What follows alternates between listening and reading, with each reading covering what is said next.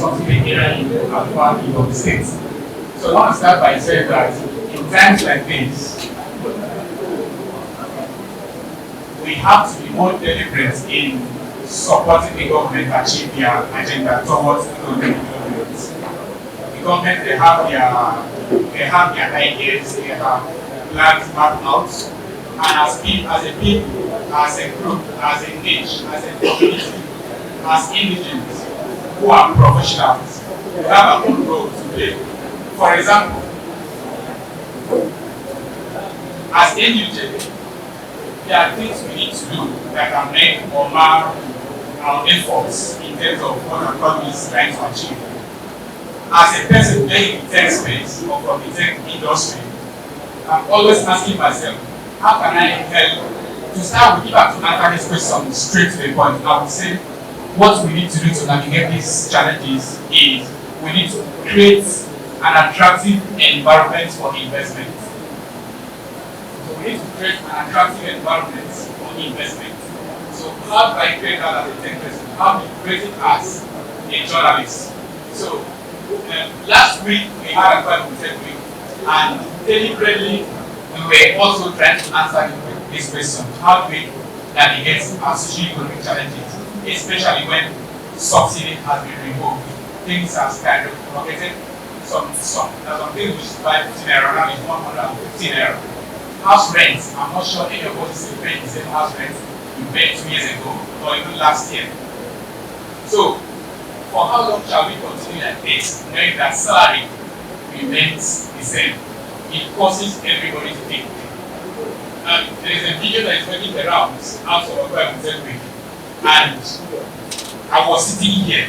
Someone from Federal Ministry of Youth and Sports is calling to ask for details on how they can support. Meanwhile, there are people going to Ministry of Youth and Sports to go and queue, and they won't get to see who they are looking for. But the same people we are going to look for, they are also looking for ideas, and the ideas are not looking for them directly. The ideas are not looking for them directly. The ideas are not looking for them directly, even when the idea, when it was designed, is designed to attract support from these sectors. So how do we position ourselves knowing that things are hard? As things are difficult, it is also true that there are people that have, but they don't know where to invest. I have seen this many times. 80% or more of the people that are accessing funds or support, they did not go out to look for the support or funds. They were busy building, and they were confused which supports to allow coming to whatever, because not all supports are there to support you.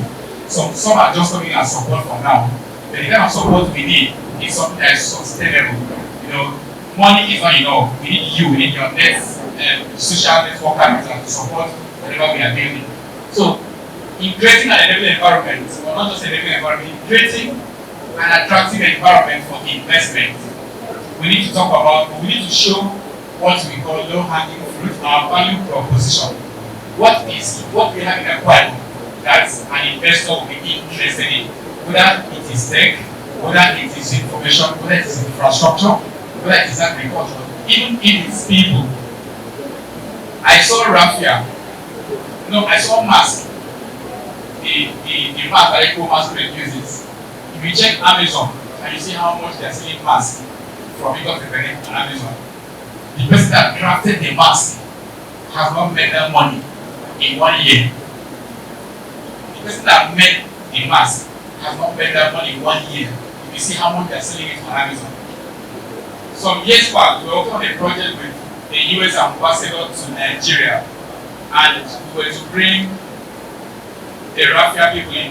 It was a Benin access, and we were to build a tech product that would enable them to showcase that thing for the international market. And I have to say this: the person that brought them for that event, that could read and write, speak English. The other people could not speak English. The raw talent. The people that brought them to when we came back and we're supposed to develop more on that person frustrated the idea, and that thing died. Why? I did not know where they are living. and you don't know where their shops are. They don't even own shops, from what I learned. The people that own the shops are just selling. The people that do the main work are in their homes. Then the teacher that brought them to that event frustrated that why he doesn't know anything about tech or how to go further, but he wanted to become the owner of the idea, and he does not even know the idea. And when I reported back, there was nothing we could do. That is not how we will be able to create this enabling environment we are trying to create. Last month, someone from the Netherlands also said that he is interested in that particular thing. And I brought this up. I'm busy. I'm not funded to go and do that because it's long term. I have my own thing that I have to do well and make sure it works. So when I replay that story again, I don't know if there's someone here who is willing to take that up. There is something in the context with the raffia business that we are hungry. We are saying that there are no jobs, there are no opportunities, but our opportunities are lying fallow. We are taking it as if it is a Gutenberg, right? I went to the US and I bought gold chain to change the strap of my smartwatch. Why I went for chain was because here we take chain as something luxurious. But over there, people are using leather because leather to them is important, it's luxurious. Chain, the raw material for chain, they have it. It's not, chain is common. They don't do swap with chain, from what I learned. Chain is not common to us. Leather is common to us. We do swap with chain. So when I was buying the chain, people were convincing me to buy leather, like leather we use to eat, we eat for work. What is leather here? So you can understand the social context and economic value, how we place to these things. So as we are toying around with our, in short, in US, leather is banned. You cannot eat leather. Not leather. You cannot eat Ibom pork. You cannot eat contraband. It's for economic purposes. Right? They don't have a dog, and you are there eating them. Right? But here we eat. We don't know what to do with it. So raffia, people are looking forward to tapping into that, and the day a stranger will tap into that, it is technology that they will use to tap into that. You know, how can we design, how can we create something that will enable us build on what we have? So I don't know where that is started from. We have not been, from birth, as a culture, we don't value what we have at home. We prefer what we buy, what we import. So we need to kill that spirit. So it is time for us to produce. Yeah, it is good to download, but as you are downloading, if someone did not upload, what will you download? If you are looking for a picture to back up your story and it's not existing online for you to download, will you take the pencil and take the original picture and upload? All they had were ideas. They had something to back them up, they had mentors, and they went to the market, VCs invested in their ideas. And we are buying, we are shopping, we are looking forward to the next innovation that are going to come out. We are even pre-ordering, right? And we have the money. We have the money. In this case, we have the money.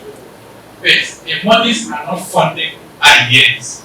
So, one of the things that entrepreneurs are suffering, which technology alone cannot do, is people have ideas, they build prototypes, and it remains in their laptops. If we must truly navigate this successfully, we need to go back and make sure that we have food. Any entrepreneur that doesn't have food to eat will not be able to innovate. And for us to have food, we need to look at training systems for agriculture.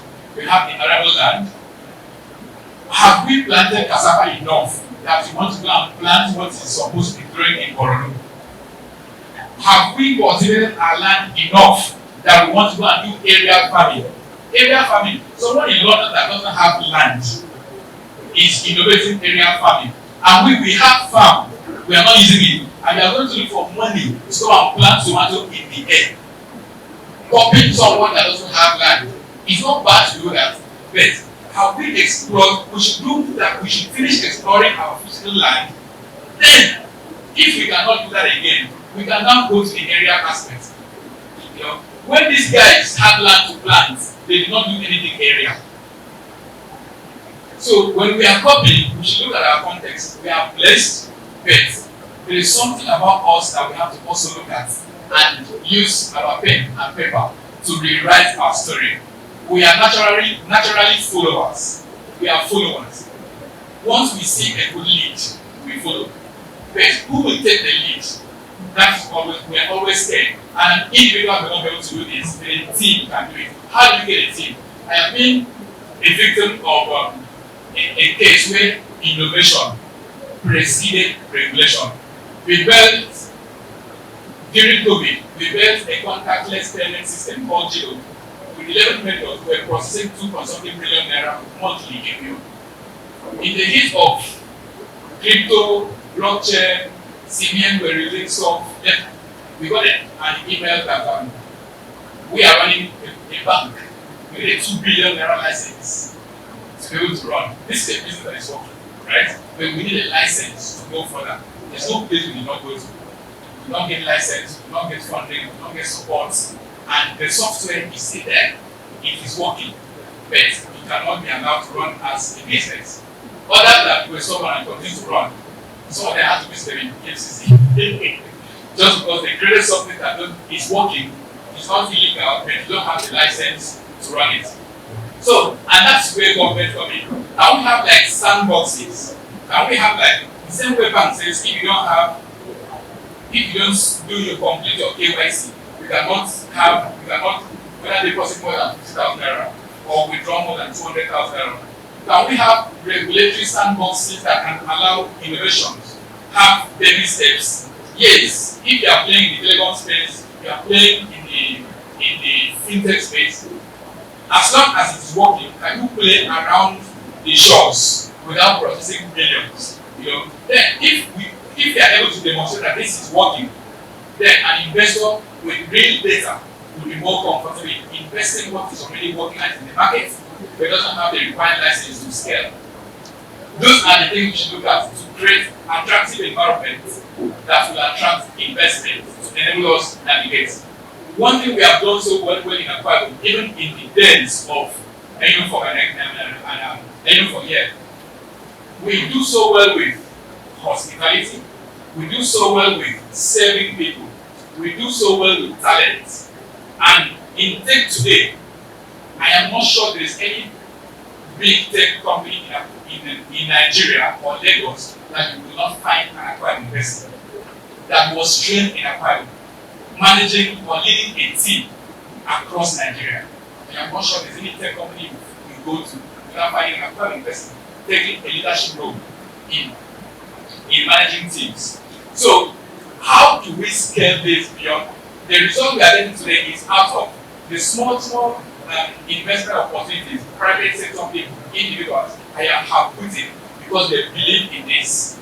Okay. So now that we have piloted these things, how can we scale? The framework is there.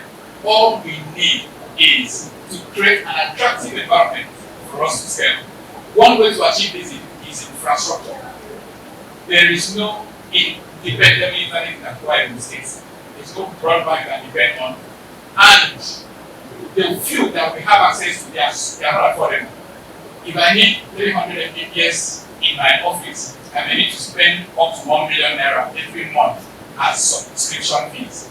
At the end of using that internet, what comes out of it? How do I subscribe for this month? I can't bring internet to Akwa Ibom. Individuals cannot bring this. If there is an enabling environment, we can attract the providers to bring affordable internet into Akwa Ibom. Top of what I'm going to make a submission today is that data is king, or data is queen, they say, from queen you can get the king. Data is queen. It's a new word. Many people don't understand what data is. If we can collect all the data surrounding our blue economy and make it open, developers are going to innovate around it. The weather forecast, sometimes you see that you're experiencing thunderstorm in Europe, but the sun is shining. Why? It's not our data. It's borrowed and being forecasted on our behalf. As it's raining here, if you check the weather forecast will not tell you it's raining. It will say sun is shining. And it's raining. Who owns our data? Who has our data? Do we have the technology to collect and keep them and know how to use them? The police is here. What informs their intelligence? Data. So, and the technology that we are able to hack on to build whatever we are building it is open data from their own regions that we are depending on, even to build African-focused solutions. So, as we are trying to build or create an attractive environment for investment, we should prioritize data. It's even going to help in e-government activities. Thank you very much. Thank you very much.